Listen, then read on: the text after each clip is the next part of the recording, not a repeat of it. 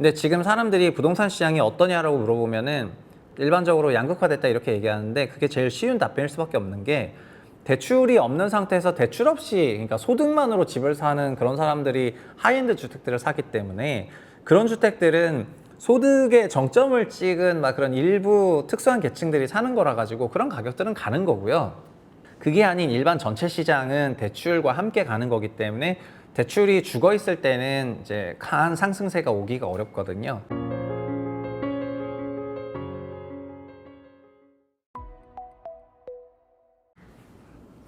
안녕하세요, 최부심입니다.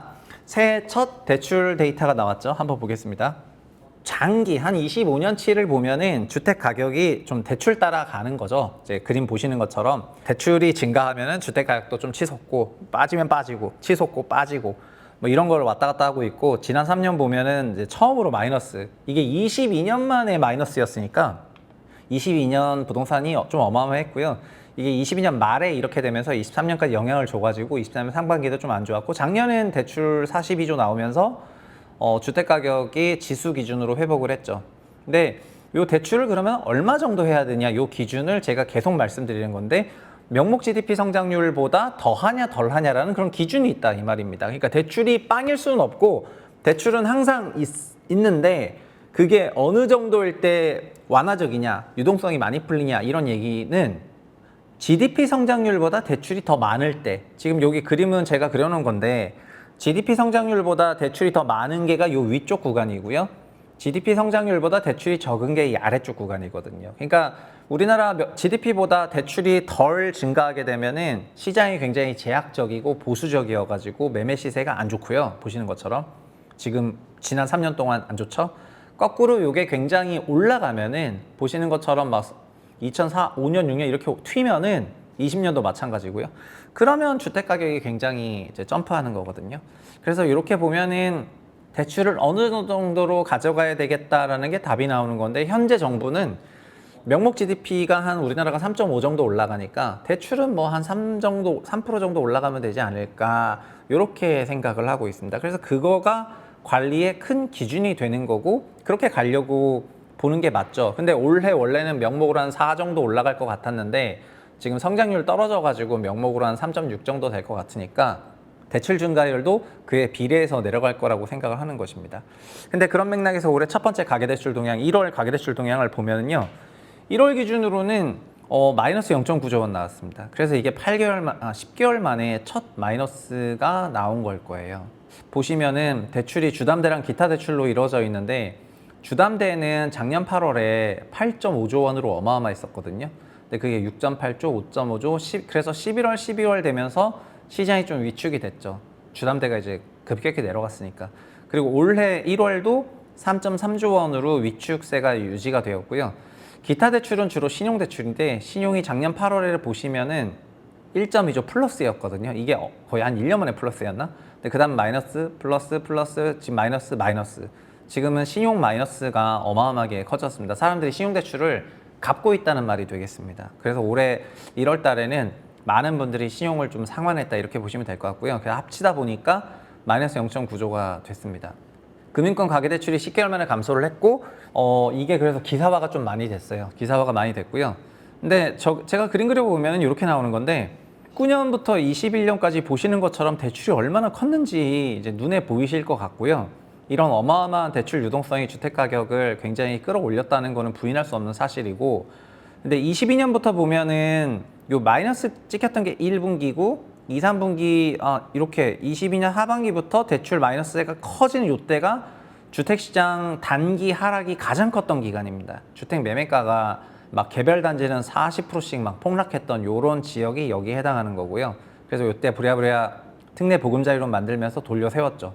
그래서 23년 2분기, 3분기는 플러스로 마감을 했고, 24년 1분기도 마이너스였죠. 마이너스였다가 24년 2분기, 3분기 플러스로 마감을 했고, 요 꼬다리가 너무 튀어가지고 요게 8월 달인데, 이게 너무 튀니까 요 8월 데이터를 보고 대출 규제를 시행을 하게 되죠, 감독원에서. 그러면서 이렇게 내려왔습니다. 그래서 보시면은 작년이랑 재작년은 되게 비슷해요. 1분기 마이너스, 2, 3분기 플러스, 4분기 마이너스 이렇게 갔거든요.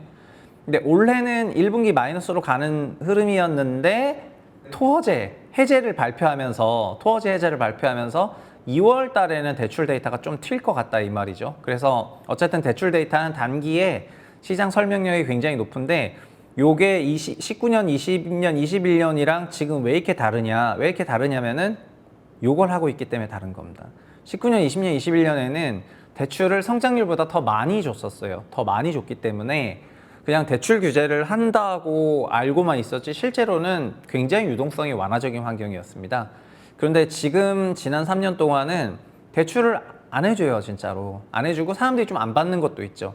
그러다 보니까 유동성이 굉장히 제약적이고 이게 부동산 시장을 억제하는 큰 기제로 작동이 되고 있습니다. 이거를 올해 만약에 뭐 조기 대선이 있고 하게 되면은 이런 정책을 계속해서 이어나갈지 아닐지 이런 게 정말 굉장히 중요한 게 되는 것입니다. 뭐 다른 어떤 부동산 공급 정책보다도 유동성과 금융 대책과 거시 대책이 제일 중요하다. 저는 그렇게 지금 생각을 하고 있습니다.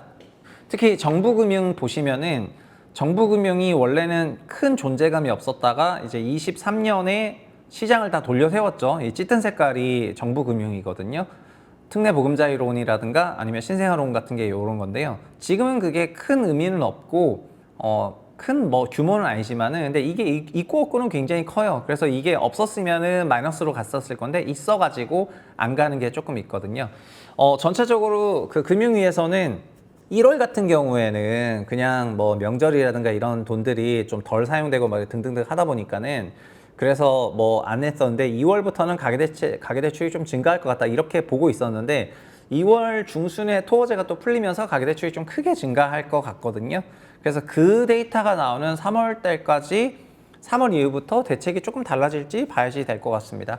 근본적으로 대출 없이 현재 주택을 살 수는 없으십니다. 그래서 주담대랑 전세대출, 신용대출 구매력이 원천인데 지금은 정책대출이 많죠. 정책대출이 많은데 결국 시장은 민간은행 대출이 좌지우지하거든요. 이 민간은행 대출이 어떻게 펼쳐지는지를 보는 것이 시장을 읽으시는 데 도움이 많이 될 것 같고요. 민간은행 주담대랑 신용대출 그 돌아가는 것만 봐도 내가 하는 것뿐만 아니라 다른 사람이 어떤 판단을 하는지를 알 수 있기 때문에 부동산에서는 이런 것들이 이제 같이 데이터를 보고 해석하는 거가 시장 판단하실 때 도움이 많이 될 것 같고요. 저 개인적으로도 토어제 풀고 나서 가계대출을 2월 한 달 동안 많이 튈 것 같습니다. 그게 이제 3월 12일쯤에 나오니까 3월 12일에 이제 그 데이터를 보면서 정부가 어떤 대책을 낼지 그런 거를 좀 봐야 될 것 같고요. 저 개인적으로는 1개월에서 한 2개월 정도 단기 이제 강남권 급등이 있을 것 같고요. 그동안에 못 올랐던 거를 좀 막 따라가는 과정이 있으니까 갈 것 같은데 다만 이제 구매력이 종전보다는 좀 내려가 있는 상태니까 그냥 뭐 1, 2개월 좀 이렇게 막 막 이런 분위기 나다가 다시 상반기는 좀 안정세로 갈 것 같습니다. 그리고 일부 하이엔드 단체들은 또 뭐 랠리를 하겠지만은 그거가 올라간다고 마켓이 회복하는 건 아니고요.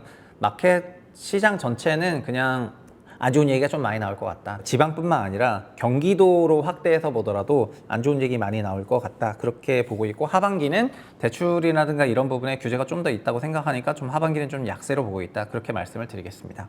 네, 오늘은 새해 첫 가계대출 데이터를 알아봤는데요. 가계대출 데이터는 제가 매월 정리를 다 하고 있거든요. 그래서 정리를 하면서 지금 시장에서 어떤 생각을 가지고 있는지 사실은 대출을 통해 가지고 읽을 수 있는 게 굉장히 많이 있어요. 그리고 정책 모기지 규모를 어느 정도 할지 그거를 올해 아직 완벽하게 확정이 안 됐기 때문에 그 규모도 조금 읽어야 될 것 같고 그런 게 나오면은 좀 더 시장에 대해서 어떻게 갈 거다 이런 말씀을 드릴 수가 있을 것 같습니다.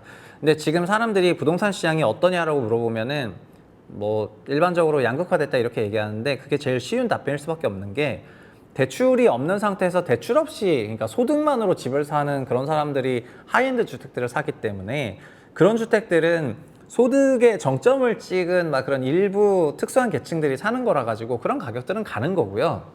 그게 아닌 일반 전체 시장은 대출과 함께 가는 거기 때문에 대출이 죽어 있을 때는 이제 강한 상승세가 오기가 어렵거든요. 그래서 지난 3년간 보시면은 전체적으로 그렇고 3년 종합해서 봤을 때는 2분기, 3분기 때만 대출이 좀 풀렸었기 때문에 2분기, 3분기 때 주택시장이 좀 강세로 전환되는 지역이 있었다가 1분기, 4분기 때 또 약세로 빠지고 이런 게 그냥 2년간 반복됐었던 것입니다. 그래서 자기가 이제 살려는 그런 주택의 그 가액에 따라서 시장이 완전히 다르다는 거를 잘 생각하셨으면 좋겠고요.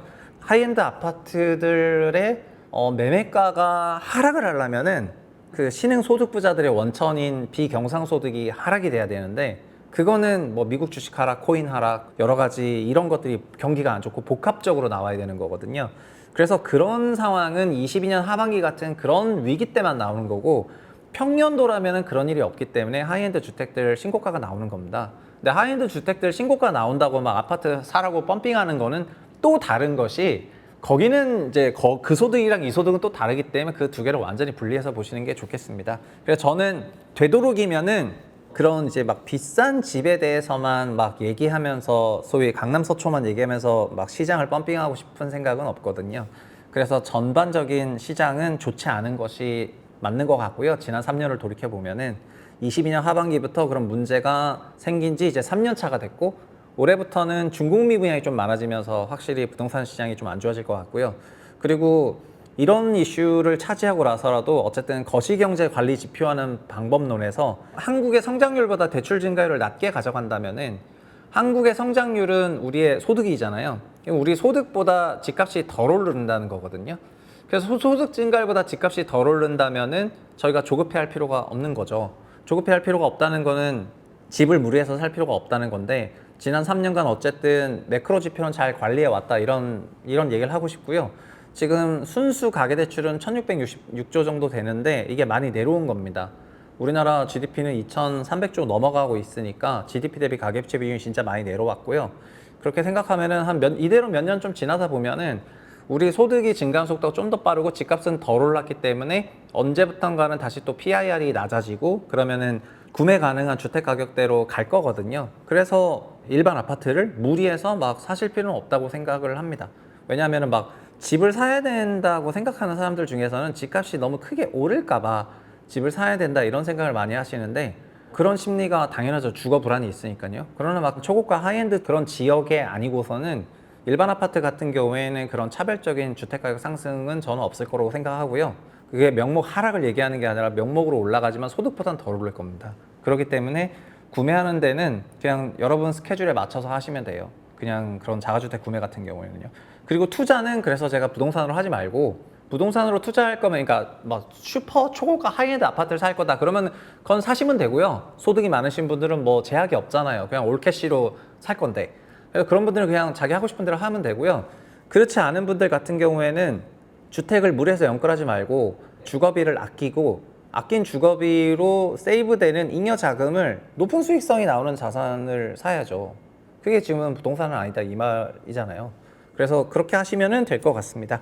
오늘 여기까지 할게요. 다음 시간에 또 찾아뵙겠습니다. 감사합니다.